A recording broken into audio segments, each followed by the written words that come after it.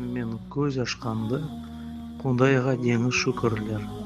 Тілек тілеп ятқанда, көзлер ярық күн көрер.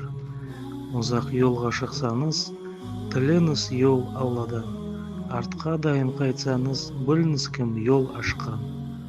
Ата-анады сыйласаң, Алла да разы болар. Сен оларды қорласаң, яханемге жол болар. Алладан сау дүния, әдемлерді сынайды. Тергеу етіп яшауда иманлыды сайлайды. Түз жолында барғанға енет қапы ашылар. Эрек болсан яманға әруге үйрек тартар.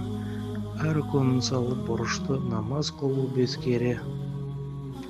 Разы етсін Аллады, оннан артық не керек? Бір Аллаға ынансан, пайғамбарман бір болсан, Құран ашып оқысан, болдың шынты мұсылман.